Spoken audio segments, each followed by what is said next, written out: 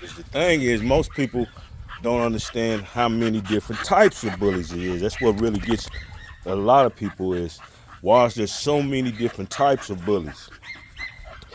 And I mean, there's a lot. There's nanos, there's micros, there's pockets, standards. This girl here's a standard. Classic, she could be a classic too. Classic and standard are the exact same measurements, it's just that the standard is wider than the classic, but they're the same height measurements. And then you have, after the classic and standards, you got the XL, and then you got XXL, and that's as far as I'll go. And the whole thing breaks down by the height of the dog. That's why they have so many different classes, is because there's so many different heights of the dog. So a lot of times a new breeder will just go and get two bullies and have a vision of what he's going to create, but that vision is not going to be created because he's got two different classes. Sometimes you 3 or 4 different classes apart. So let me kind of break down what each class is. Me and my girl Cream out here walking around today. First, I'll tell you that according to the ABKC, there are only 4 recognized classes, so you can really leave the rest of it alone. There are only 4 recognized classes according to the ABKC, which is the American Bully Kennel Club. Those classes are Pocket, Classic, Standard, and XL.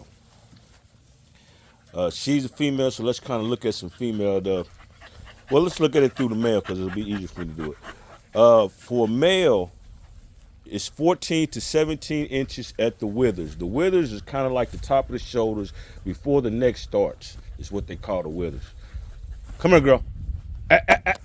Come on, come on, come on. We supposed to be out walking around. You want to go home. See, that's for all y'all think they ain't getting out enough. They want to go home mostly. All right, so 14 to 17 inches as a male. For a female, 13 to 16. Most of the requirements is just going to be like an inch shorter for the female. For a classic bully, it's 17 inches to 21. And the same exact thing for a standard bully, 17 inches to 21 at the withers. The XL class, on the charts itself, it says over 21. To me, they should have just said 22 and we wouldn't have no disagreement, but they didn't. They said over 21, which is 22. So at the top of the shoulders, if you take a yardstick and go to the top of the shoulders, come on, let's go back here, girl. That is the withers. And what they actually have is a yardstick that's got 2 different sides on it. Well, I walk through a spider web every day, I tell you. The only thing about living in the country, always spider web. Now, XXL is 6 inches bigger than an XL. So if an XL is 22, it will make an XXL 28 inches at the withers. So depending on the height of your dog, depends on what class it is and how much it costs. Because different classes have different prices. And it mainly goes smaller, the more expensive. But XXLs are pretty expensive. Even XLs are expensive, so I can't really say that. But generally, the smaller, the more expensive because they don't have as many puppies. And it takes a whole lot to get it done. Artificial insemination and everything. Well, most breeders are doing artificial insemination simply because they don't have the stud there. So anytime you buy a stud credit, you'll have to do artificial insemination. So that's not a thing. But with me, I have all my studs, so I do everything natural. But it's a whole lot harder to make the small bullies, so that's why most of the time it's harder. Now, what is a micro? A micro is under 13 inches for a male. Wait. A micro is under 14 inches for a male, because the male starts at 14 to 17. A nano is under 13 inches for a male. Come on. And that is the small bullies that they make, is the nano bully. Come on, girl. So it breaks down to the class is specific according to how tall the animal is.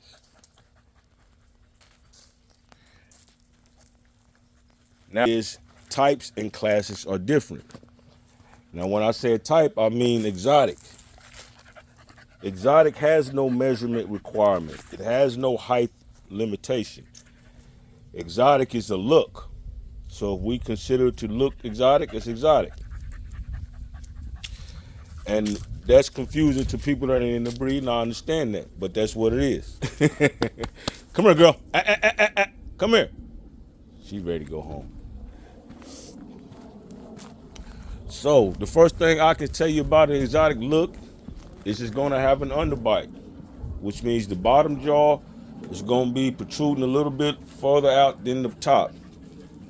And it's going to have a shorter muzzle than these are. These are terrier type muzzles. The exotic bully is going to have a shorter muzzle. That's just the classic look. And another thing with exotic is kink tail, curl tail, half tail. That whole, you can see even the tallest of them has got about the same amount of energy. They don't want to do a lot of running. Now, it is very hot out here today. But my point of this is the exotic bully is a look. It's not a class. And there are only 4 official classes. But just so that everybody gets classified, it's broke down by the height. If we didn't do that, we wouldn't know that it's an XXL. It'd just be a big XL. And it's looked at as a detriment, but really it's a good deal, man. If you ain't a member of the family, man, go on and hit the subscribe button, man. If you like the content, hit that like button for me. But the size difference thing is looked at as a detriment. But if you do it right, meaning when I say if you do it right, if the breeder you go with is breeding XLs and he gets XLs, you see what I'm saying? If you know that you went to go get a pocket bully and that's what he advertised and it came out pocket bully, he know what he's doing. Okay? So if the breeder does it right, then that means you have the opportunity to get the dog that's right for your lifestyle, for your situation. You might have an apartment, you want a bully, but you just have an apartment. You don't have room for him to run around like this. You could get you a pocket or a micro or something. I would say get a pocket. If you got a whole lot of land, you could go get you an XL. If you want something that you can walk around with, but be in a house, a big dog, you can get you an XL, XXL. You know, you can go towards what your lifestyle is, how much time you have. As opposed to, you know, normally people, what confuses people is normally they say it's a guy that likes big dogs. He goes trying to find big dogs. So he likes big dogs. He's gonna look for Rottweiler and Great Danes and, you know, Saint Bernards, and he know he's gonna get a big dog. You don't find a small pocket-sized Saint Bernard. Or if you was a person that likes small dogs, you go and look for you know, the Shih Tzus and you know, little dogs like that, French bulldogs and stuff. But with this breed here, there's several classes that fill up that whole array of classes. That's really the official. That's really what it is. The classes break down, and they break down by size, height. They break down. They measure at the withers. The withers is the top of the back, not the neck part, but the top of the back. There are charts. You can go Google the charts. I have several charts on my videos. I've done several videos on this that'll show you the whole breakdown of the classes. But there are charts you can Google to get the classifications.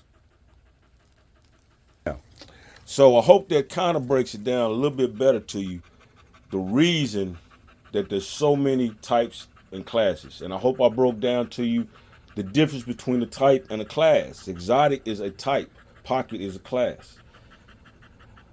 And I'll say that you never really see an exotic that's bigger than a pocket. You never really see an XL exotic.